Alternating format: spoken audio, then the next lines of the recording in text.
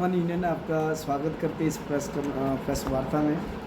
और आज हमारे जो प्रेस वार्ता है दो इशू पर है। एक तो है वन अधिकार अधिनियम पर, दूसरा है जो गांव के दूध उत्पादक है उनकी जो समस्या चली है उस पर हम प्रेस कॉन्फ्रेंस कर रहे हैं।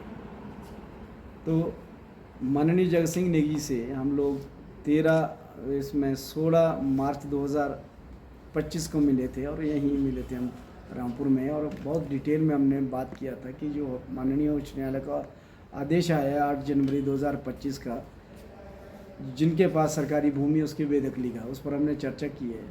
तो माननीय मंत्री जी से ये चर्चा करने के बाद उन्होंने डायरेक्शन दिया है कि जो लोग जिनकी सदियों से जंगलों पर आजीविका चली है वो भी इसमें दावा पेश कर सकते हैं भूमि के मालिक बनने का, ताकि उनके बेदखली भी रुके और जो कई सालों से उनके जो राइट्स सेटल नहीं हुए हैं वो भी सेटल हो जाए। इस तरह से बात हुई। तो तब से लेकर अभी तक हमने लगभग 116 मीटिंगें रामपुर चुनाव क्षेत्र में कर दी है वन अधिकार अधिनियम के तहत। तो बहुत सारी वर्कशॉप भी की है हमने, किसान बागवान यूनियन में करवाई है, जिसमें मेरे साथ जो हमारे उपाध्यक्ष है बलूनी साहब, नरेंद्र बलूनी ये भी थे, वीरेंद्र बलूनी भी थे, और बाकी जो हमारे लीडर्स थे जिसमें हमारे महामंत्री ओम प्रकाश भारती थे, जो पद्मा कौंग हमारी प्रधान है वो भी थी यूनियंस की। तो बहुत हम लोगों ने की है और लोगों को एक जानकारी हम लोगों ने दी है और लोग भी इसमें काफ़ी कन्विंस्ड है कि जो सदियों से हमारा जंगलों पर जो अधिकार है उसको मालिकाना हक के लिए हम क्लेम फाइल करेंगे।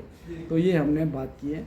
और माननीय जगत सिंह नेगी से हम लोग परसों हमारा एक डेपुटेशन मिला था रिकाउंट पीओ में, और हमने अनुरोध किया कि एक सरकार की तरफ से रामपुर में एक और कार्यशाला हो। वैसे उनका हम धन्यवाद करते हैं कि 7 अप्रैल को उन्होंने रामपुर में एक बहुत बड़ी वर्कशॉप कराई है, जिसमें किसान बागवान यूनियन के गाँव के प्रतिनिधि आए थे। लगभग 750 लोग हम वहाँ पर पहुँचे थे। तो एक अच्छी वर्कशॉप हुई है। हम फिर से माननीय मंत्री जी को हमने अनुरोध किया है कि जो माननीय उच्च न्यायालय के आदेश आए हैं जो धारा 163 में, या फिर जो Himachal Pradesh land revenue act के तहत आए हैं वो, या फिर Himachal Pradesh public premises land and eviction rent recovery का जो कानून है उसके तहत 1971 का जो कानून, उसका बेदखली जो हो रही है, जो भी प्रक्रिया हो रही है, तो इसके बारे में और फॉरेस्ट कानून के बारे में जो लोगों में कन्फ्यूज़न है उसको दूर करने के लिए आप वर्कशॉप करवाइए। तो उन्होंने 8 तारीख को रामपुर में वर्कशॉप रखी है। तो हम सभी लोगों से अपील कर रहे हैं कि माननीय उच्च न्यायालय के आदेश की हम पालना करते हैं, उनका सम्मान करते हैं कि उनके जो कोर्ट ने दिया हम उसका सम्मान करते हैं। लेकिन जो क्वेश्चन हमारे पास ये आ गया है जीने का जो अधिकार है, लाइवलीहुड का जो अधिकार है, इसके लिए भी तो हमने अपना ये बात को रखना है। और जो हमको प्रोटेक्शन देता है लाइवलीहुड का, आजीविका का, वो देता है वन अधिकार अधिनियम 2006।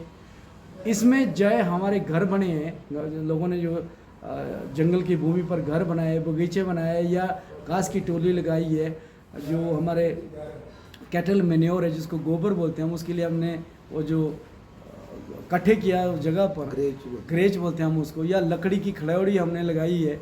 तो सारा का जो हमारा अधिकार है उसके लिए हम वन अधिकार अधिनियम में दावा पेश करेंगे। और हमारा सबसे लोगों से ये अनुरोध है कि जो दावा पेश कर देगा, जो कानून है ये, और जो कानून की धारा 4 उपधारा 5 है, जिसके दावे पेश आ गए तो उस पर किसी प्रकार की कानूनी कार्रवाई नहीं होगी। और माननीय सुप्रीम कोर्ट ने इसमें भी दिया है, Orissa mining association versus environment जो है फॉरेस्ट एनवायरनमेंट डिपार्टमेंट मिनिस्ट्री के खिलाफ ये जजमेंट आई है, उसमें प्रोटेक्शन दिया है हमको। तो हमारा सबसे अपील है कि जो 8 तारीख का हमारा रामपुर में वर्कशॉप हो रही है, जो माननीय मंत्री जी ने जो बुलाई है, सभी गांव के जो हमारे किसान बागवान यूनियन के पदाधिकारी है, कमेटीज़ है, और आम जनता जो महिला मंडल है, युग मंडल है, देवता कमेटी है, वो सारे के सारे उस दिन आए रामपुर में और अपने कानों से सुने कि सरकार का क्या स्टैंड है। और हम प्रदेश की सरकार